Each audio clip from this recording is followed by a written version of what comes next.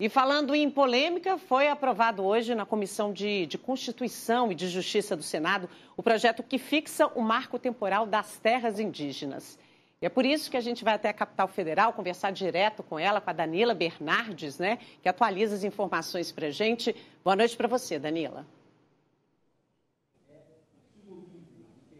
Oi, Tatiana, boa noite para você, boa noite para quem nos acompanha. Pois é, depois de ser aprovado na CCJ, como você disse, o projeto veio aqui para o plenário do Senado e já foi votado pelos senadores e foi aprovado, gente. Agora há pouco foi aprovado o marco temporal para a demarcação de terras indígenas por 43 votos a favor e 21 contra aqui no plenário. Foi uma tramitação bastante rápida, passou pela CCJ, passou pelo pedido de urgência aqui no plenário e depois a votação. Nesse momento, os senadores discutem os destaques, que são pequenas mudanças nesse texto, mas agora ele vai para a sanção do presidente da República. Se o presidente vetar esse texto, ainda pode voltar aqui para o Congresso, aonde os parlamentares podem derrubar esse veto e o marco temporal se tornar, sim, uma lei depois da derrubada do veto, mas isso é assunto para depois, Ainda sobre o marco temporal, gente, o STF, Supremo Tribunal Federal, continuou aquela discussão, porque na semana passada os ministros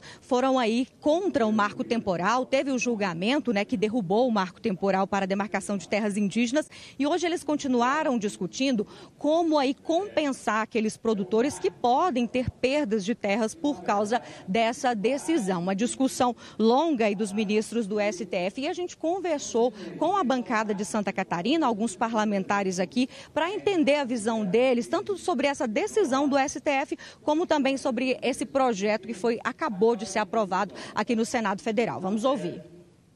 Nós estamos conversando em tempos diferentes, sobre temas diferentes, mas com o mesmo objetivo, dar segurança jurídica. A decisão que o Supremo tomou, sinceramente, não contribui para a segurança jurídica. Nós estamos contribuindo. Com imperfeição, melhor do que não fazer nada. Se a comunidade indígena concordar e se deslocar para uma outra área, o governo compra uma nova área e não tira os agricultores.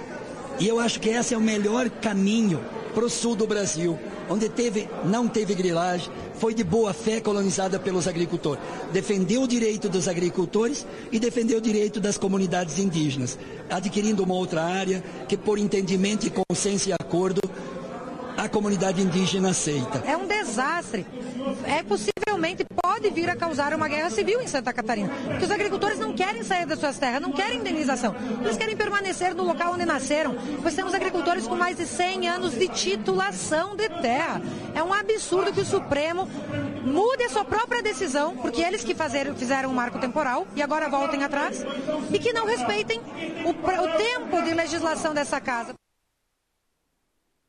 Danila, ainda sobre esse assunto, ele tem causado também uma movimentação na Câmara, Inclusive a bancada ruralista já se manifestou, iniciou uma espécie de obstrução a votações de projeto. Conta pra gente detalhes.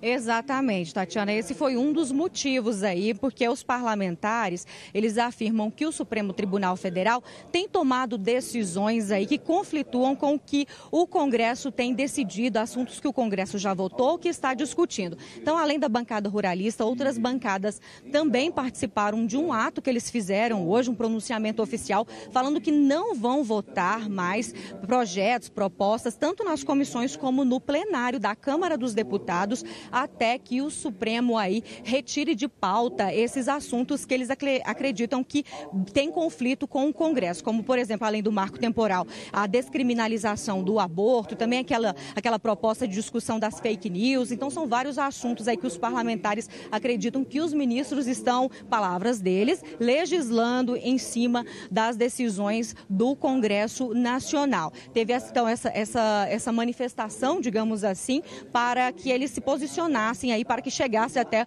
o Supremo Tribunal Federal. Olha, o presidente aqui da casa, Luiz Rodrigues, vai mostrar para vocês aqui a continuação da sessão. O presidente Rodrigo Pacheco chegou a dizer agora há pouco que, além do marco temporal, eles também vão votar aí com rapidez aquele projeto do Desenrola, que é aquele de negociações de dívidas, e depois pode ser que o Senado também passe a aderir essa obstrução da pauta aí para não votar projetos como forma de protestar aí para o STF. A gente vai continuar acompanhando, Tatiana. E eu queria convidar, inclusive, agora o Paulo Alceu para poder comentar esses assuntos aqui em Brasília, que estão dando o que falar, né, Paulo? Boa noite para você.